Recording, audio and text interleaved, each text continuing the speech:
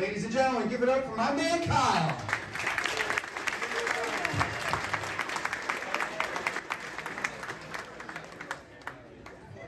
All right, how's everyone doing tonight? Wow, I love this. Love this. Look at this, a diner. This is a diner. I can't comprehend this. This is a diner. I know you guys are all from around here, you're used to this, but like, when I was growing up, diners, the only thing diners were good for, like, 1 in the morning, sobering up before you go to your parents' house. Right? You just have those disco fries, you get some stuff in, you go home, you hope your parents are asleep. Yep. So a few ground rules. You're in a comedy show. All right? This is not a TED Talk. This is not a mandatory HR meeting because Janet felt that Bob's eyes lingered a little bit too long on her body. We are here to have fun. And someone may say something that's going to, okay, I'm not going to be vague. I'm probably going to say something that may offend you. I might. Put a pin in it. Go to the next one. We've got 2 other great comedians that aren't going to offend you at all. They're amazing. So that's the first rule. We're here for the animal shelter. I'm very excited. Everybody raising money for the animals. I mean, this is incredible. When they asked me to do this, they said, well, we perform for the animal shelter. I got to admit, I'm a little embarrassed because I thought they meant I was going to perform for the animals. I did. So I prepared a lot of material for the animals. And I pulled up tonight and it was like, oh, that's a problem because I spent a lot of time, and I don't know if it's going to go over as much with you guys because you're not, dogs and cats. I got a good 3 minutes on kibble. Got some good kibble stuff. I really do. I'm really upset I can't use it. The showstopper was gonna be this, you know you're from a puppy mill if. Apologies to Jeff Foxworthy. Jeff, you here tonight? All right, so it was funny. It goes over big. Like here's the thing. If your father and your brother are the same person, or the same thing, you might be from a puppy mill. Or if your owner wears 6-inch heels all the time, keeps you in a little purse like you're an accessory and has a little bow on your head, you might be from a puppy mill. If you spend your entire life in a cage the size of a shoebox, you might be from a puppy mill. Oh, Janet, I found the line. Right there. And again, I understand. Remember, I wrote these for animals. I wrote these for the animals. Dogs, believe it or not, have a very dark sense of humor, especially the German Shepherds. So I got nothing prepared, so I guess I'll just wing it. I'll tell you sort of what's going on in my life. My mom died recently. Sorry. I'm just keeping it light tonight. I appreciate your sentiments, I do. I mean, it's hard. I mean, she was 84, she had a really good life, but enough was enough. I mean, just come on, she was wearing out her welcome. No, but I'm just saying, she really. I kid my mom, because she's dead now and she can't hit me. But losing a parent is hard. I really, I appreciate your sentiments. Losing a parent's hard. You know what's harder I'm finding? Is now having to navigate my dad's newfound bachelorhood, I guess is what's happening right now. And don't get me wrong, I have no problem at all with companionship. If my dad wants to hang out with some woman on the couch watching Matlock reruns all day long, I'm totally cool. But see, that's not what's happening here, guys. Not at all. So, so my mom died, my dad was understandably depressed, and he was lonely, and he would call every day, he was getting a little better. And one day he called me up, he's like, hey Kyle, how you doing? Hey Dad, how's it? His wife, I don't care. Hey Dad, how you doing today? He's like, Kyle, hey Kyle, remember when my legs were hurting me real bad, I couldn't sleep? And you took me down to that, the real sketchy part of town, to that suppository, and you got me those gummies? And he said, well Dad, it's a dispensary, but yeah, I remember that. He's like, yeah. I said, what, they worked, right? Oh, yeah, Kyle, like a charm. Do you need more? No, Kyle, I got plenty.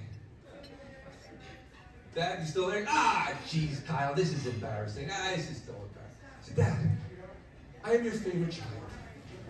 You can tell me anything. And see, that right there, that was my mistake. That's by saying that. So he's like, yeah, you're right, Kyle. It's embarrassing, but you remember I told you about that lady friend I'm hanging out with at breakfast every once in a while? Yeah, Dad, I remember. Well, she slept over last night. That's okay, Dad. You guys fell asleep on the couch? No, Kyle. She slept in my bed with me. What I should have done right there, I should have taken the phone, walked over to the bathroom, and dropped the phone in the toilet. Because if I had done that, I wouldn't have heard the next sentence that came out of his mouth, which is tattooed in my brain forever. He's like, Kyle, it was, I wasn't able to perform. I'm not getting like perform. Are those two putting together some kind of act I'm not aware of? Is there going to be like an email from the nursing home that there's like a talent show that I'm going to be invited to? So he's going, and now he's going full throttle. And why not? Because this asshole said, you could tell me anything, Dad. So he's like, yeah, so Kyle, I don't think it's okay though, because I don't think she was too mad because she said I made her feel good with all the other things I did to her. Correct response. And I'm thinking, all the other things. This guy takes 10 minutes to get up off the couch. And suddenly, it's like 50 Shades of Grey over at Shady Pines. Jesus. So I blacked out. I came to, and my dad was asking me if I will get him some Viagra. I said, Dad, I love you. I do. I love you very much. I will get you all the gummies your legs need. Hell, I will go and I will see that guy who hangs out underneath the overpass, and I will score you as much crystal meth that would make Walter White jealous. But I am never, ever, ever getting my father penis pills. So I got my dad penis pills.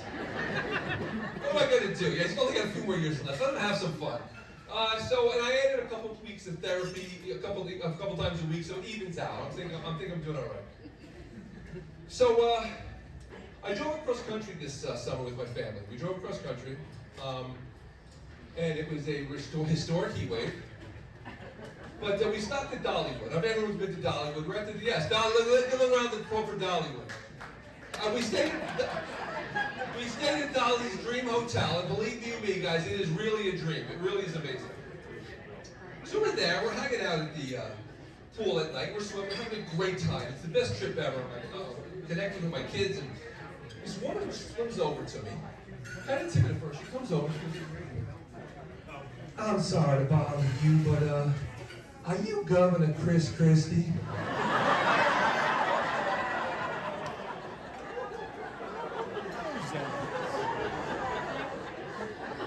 Yep. Ruined the whole fucking vacation. And now don't get me wrong, okay, listen. So this woman, it wasn't so much that she's confusing me with a man whose politics I don't really agree with, and whose bullying demeanor I think isn't helpful. What's upsetting me, what's rocking me to my core, is that Chris Christie is fat. Okay, he's fat. Listen, not P-H-A-T like the kids say, F-A-T. And here comes this confused, starstruck woman who clearly has issues with her eyesight. Clearly. And she's asking the governor of New Jersey for an autograph. So I signed her brochure. I didn't want to make her feel bad. I told her I was secretly a Democrat and I voted for Hillary, and the confusion on her face as she walked away was very, very funny. And listen, again, I don't want anyone thinking I'm fat shaming Chris Christie. Okay, because I can say that Chris Christie is fat, because I'm fat too.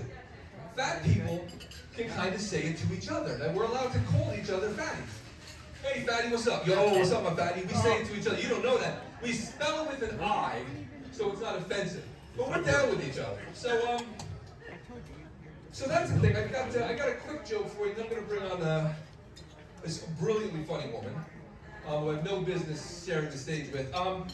What do you call a loaf of bread What do you call a loaf of bread that's really into S&M? A gluten for punishment. See, now that the cats and the dogs would not get.